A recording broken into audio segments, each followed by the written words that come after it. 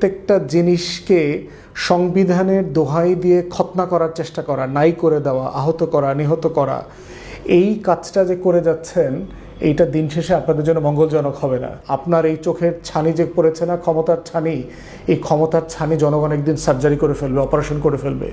তখন ঘুম থেকে উঠে দেখবেন যে আপনিও নাই, যাদেরকে বাঁচানোর জন্য চেষ্টা করেছেন তারাও নাই। নতুন সরকার গত ইন্টারিম অ্যাডমিনিস্ট্রেশনের যে অধ্যাদেশগুলো আংশিকভাবে সংশোধন করে পাশ করেছে, তার ভিতরে একটা হচ্ছে ব্যাংক রেজুলেশন অধ্যাদেশ 25 যেটা ছিল সেটা তারা পাশ করেছে। এবং যেটা হয়েছে যে ফান্ডামেন্টালি এই আইনটা, অধ্যাদেশটা করবার যে কারণ, সেই কারণটাকে ফ্রাস্ট্রেট করে দিয়েছে। মানে এই আইনটাকে একেবারে খতনা করে এস আলমের চরণতলিতে অর্ঘ্যর মতো করে ঢেলে দিয়েছে আর কি। তো গত ইন্টারিম অ্যাডমিনিস্ট্রেশন কী করতে চেয়েছে, যে আওয়ামী রেজিম যখন চলে গেছে, আমাদের প্রায় 38-40টা ব্যাংক রেড জোনে, তার ভিতরে এস আলমের মালিকানাধীন 7টা ব্যাংক। এগুলোর অবস্থা এতই খারাপ অবস্থা যে এস আলমের যে 5টা ব্যাংক পরবর্তীতে একসাথে একীভূত করা হলো, একীভূত করে একটা ব্যাংক করা হবে। সেখানে সব মিলিয়ে 2 লক্ষ কোটি টাকার মতো আছে হচ্ছে লিকুইডেশন ছিল, ক্যাপিটাল মানি ছিল আর কি জমা। এর ভিতরে প্রায় 85% টাকা ইতিমধ্যে খেয়ে ফেলছে, বিভিন্ন নামে বেনামে টাকা পয়সা ভুয়া কোম্পানির মাধ্যমে উঠায়। এইটার টাকা নাই এখন ধরতে পারেন 15%। সেইটাকে বাংলাদেশ ব্যাংকের পক্ষ থেকে টাকা ইনজেক্ট করে 20,000 কোটি টাকা সমত একবার ইনজেক্ট করেছে, করে এটাকে একটা সচল করবার চেষ্টা করা হচ্ছে। এবং ওই আইনে যেটা বলা হয়েছে, যারা ব্যাংকিং খাত থেকে এরকম টাকা লুটপাট করেছেন, টাকা যদি ঋণ খেলাফি অবস্থায় থেকে তারা শোধও করেন, মালিকানাতে আর কখনো ফিরতে পারবেন না। কারণ এই ধরনের একটা জবাবদিহিতা না থাকলে যেটা হবে যে ব্যাংকের মালিকরা রীতিমতো মনের মাধুরী মিশায় টাকা পয়সা লুট করবে, খাবে দাবে। এবং সালামের কথা আমরা দেখেছি, চিটাগংয়ের পটিয়া হইলি ইসলামী ব্যাংকে চাকরি, হাজার হাজার অযোগ্য মানে অথর্ব অশিক্ষিত মূর্খকে তারা ইসলামী ব্যাংকে চাকরি দিয়েছে। ইসলামী ব্যাংকের হিস্ট্রিতে পরীক্ষা ছাড়া কোনো অ্যাপয়েন্টমেন্ট কখনো হয়নি। তারা একটা থরো ভেটিং সিস্টেম করে ঢাকা বিশ্ববিদ্যালয়ের কমার্স ফ্যাকাল্টির মাধ্যমে তারা রিক্রুটমেন্ট করতো। তো সেই জায়গাতে আমরা দেখেছি যে এস আলম কয়েক হাজার লোকদেরকে কোটি কোটি টাকা বাণিজ্য করেছে, 10 লাখ 20 লাখ 30 লাখ টাকা অশিক্ষিত মূর্খদেরকে চাকরি দিয়েছে ব্যাংকে। ঋণ একদম অশিক্ষিত রিক্সাওয়ালা টং দোকানদার, তাদের নামে 10 কোটি টাকা ঋণ নিয়ে দিয়েছে। ভুয়া কাগজপত্র ওদের নামে এনআইডি দিয়ে বানায় টানায় ঋণ নিয়ে টাকাগুলো পাচার করে ফেলেছে। এখন প্রশ্ন হচ্ছে, এই যে নাফিস শারাফাত, এস আলম, এই টাইপের লোকদেরকে যদি আমরা আবার ব্যাংকিং ইন্ডাস্ট্রিতে ফিরায় নিয়ে আসি, তাহলে মানেটা কি?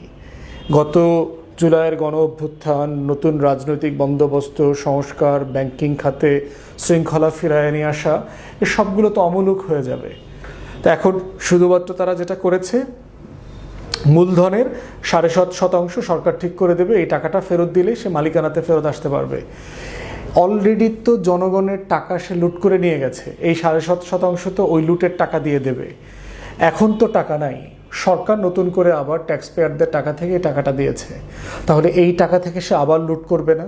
তার কোনো বিচার হইল না, শাস্তি হইল না, তার পরিবার পরিজন ছেলে মেয়ে ইচ্ছা মতো সবাই এই ব্যাংকের ডাইরেক্টর, ওই ব্যাংকের ডাইরেক্টর, এমডি, মালিক নিশ্চিন্তে সিঙ্গাপুরে নাগরিকত্ব নিয়ে টিয়ে বাংলাদেশের নাগরিকত্ব ছেড়ে দিয়ে উনি এখন আন্তর্জাতিক আইন, ব্যাংকিং আইন, সিঙ্গাপুরের ক্ষমতা দেখায় কন্টিনিউয়াসলি চিঠিপত্র দিচ্ছেন, তাকে হেনস্থা করা হচ্ছে। তাহলে এই যে লুটেরা গোষ্ঠীকে ফিরায় নিয়ে আসার চেষ্টা করা করছে বর্তমান সরকার করছে। কারণ কি? কারণ বর্তমান সরকারের ডজনের উপরে মন্ত্রী, এমপি এস আলমের টাকায় খায়, বাস করে, নির্বাচন করে, রাজনীতি করে, বিদেশে যায়, সব কিছু, ইভেন তাদের নির্বাচনকালীন চলাফেরা সব কিছুর খরচ এস আলমের টাকা দিয়ে গেছে। তাহলে এস আলম হচ্ছে একটা প্রপার মার্সেনারি। আমরা দেখেছি ওয়েস্টার্ন ওয়ার্ল্ডে জায়নিস্ট যে মার্সেনারিগুলো আছে, গ্রুপগুলো আছে, সেরকম একটা মার্সেনারি যার কোনো চরিত্র নাই। তার কপালের দাগ দেখে আপনি তার চরিত্র নির্ধারণ করতে পারবেন না। তো এই জন্য, এবং সে সব দলকে টাকা দেয়। হাসিনাকে টাকা দিয়েছে, হাসিনার বাইরে যারা রাজনীতি করছে, সেকুলার রাজনীতি, ধর্মীয় রাজনীতি, সব দলকে সে মানে মন খুলায় টাকা দেয়, কারণ তার তো নিজের টাকা না এগুলো, সে তো ইনকাম করে ঘাম ঝরায়া এই টাকা উপার্জন করে না, এগুলো চুরির টাকা। তো চুরির টাকা যেভাবে আসতে সেভাবে দেয়। চাঁদার টাকা, কদিন আগে দেখলাম এক চাঁদাবাজ একজন গরিব মানুষকে লেবুর ব্যবসা করার জন্য টাকা দিচ্ছে, চাঁদার টাকা পকেট থেকে বাইর করে আবার দিয়ে দিল আর কি। কি আরাম আর কি। এবং এটা ভিডিও করলো, সবাই দেখলো টেকলো, কত আমাদের এই ভাই মানে শুধু ভালো স্লোগানই দেন না, কত বড় দানশীল হাতেম তাই টাইপের মানুষ হাজী মোহাম্মদ মহসিন। তো সেই জায়গাতে এবং বিএনপির কিন্তু এই আইনের ব্যাপারে নোট অফ ডিসেন্টও ছিল না যে আমরা এই আইন সংশোধন করব না, এই ব্যাপারে তাদের কোনো দ্বিমত ছিল না। তাহলে এই যে গণভোটকে ছোট করা, হেয় করা, সংস্কারের বিপক্ষে দাঁড়ানো এবং প্রত্যেকটা জিনিসকে সংবিধানের দোহাই দিয়ে খতনা করার চেষ্টা করা, নাই করে দেওয়া, আহত করা, নিহত করা, এই কাজটা যে করে যাচ্ছেন, এইটা দিন শেষে আপনাদের জন্য মঙ্গলজনক হবে না। যাদেরকে বাঁচানোর জন্য আপনারা এই কাজটা করছেন, কয়দিন পর আপনাদেরকেও তাদের দেশে চলে যেতে হবে, তাদেরকে জোর করে এখানে আনতে পারবেন না, এটা ওয়ার্ক করবে না। দেশের অর্থনীতি অলরেডি খারাপ অবস্থায় আছে। আপনারা এই ভঙ্গুর অর্থনীতির মধ্যে ইতিমধ্যে আপনারা ব্যাংকের গভর্নরকে নির্লজ্জভাবে সরিয়েছেন, একটা অযোগ্য লোককে ব্যাংকের গভর্নর বানিয়েছেন, দুদকের পুরো টিমকে আপনারা রিজাইন করতে বাধ্য করেছেন, কারণ সে এসালম থেকে শুরু করে এই যে টোটাল ফাইন্যান্সিয়াল ফ্রড যারা করেছে, এই ফ্রডদেরকে পুনর্বাসন করতে তারা রাজি হয় নাই। এখন ব্যাংকিং রেজুলেশন আইন সংশোধন করেছেন। সব কিছু মিলিয়ে আজকে টিআইবি দেখলাম একই বিষয়ে স্টেটমেন্ট দিয়েছে যে নতুন করে আবার আওয়ামী ফ্যাসিবাদকে প্রাতিষ্ঠানিকভাবে ফিরিয়ে নিয়ে আসার চেষ্টা করা হচ্ছে অর্থনৈতিক সেক্টরে, ফাইন্যান্সিয়াল সেক্টরে, বিভিন্ন সেক্টরে। তো আমরা এইটা নোট দিয়ে রাখতেছি, সরকারকে সতর্ক করছি, আহ্বান করছি যে সংবিধানের দোহাই দিয়ে আওয়ামী লীগকে ফিরায় নিয়ে আসবেন না। আওয়ামী লীগের হাতে ভঙ্গুর যে অর্থনীতি, ব্যাংক ব্যবস্থা রেখে গেছে, সেটাকে ফেরত নিয়ে আসেন না, বরং সংস্কার যেটা করা হয়েছে এটাকে কন্টিনিউ করেন। তা না হলে যেটা হবে, ইতিহাসের ধারাবাহিকতায় আপনার এই চোখের ছানি যে পড়েছে না, ক্ষমতার ছানি, এই ক্ষমতার ছানি জনগণ একদিন সার্জারি করে ফেলবে, অপারেশন করে ফেলবে। তখন ঘুম থেকে উঠে দেখবেন যে আপনিও নাই, যাদেরকে বাঁচানোর জন্য চেষ্টা করেছেন তারাও নাই, সবাই যার যার মতো করে পালিয়েছে। তো সেই দিনটা আসার আগেই আপনারা সতর্ক হন, সাবধান হন। জনগণের পক্ষে থেকে জনগণের টাকা হেফাজত করার আপনাদের সাংবিধানিক দায়িত্ব আছে, ওই সংবিধানে আছে।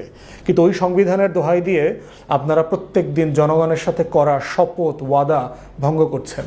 এটাই হচ্ছে আপনাদের জুলাই সনদের সাথে গাদ্দারি করবার আর একটা ক্লাসিক্যাল এক্সাম্পল।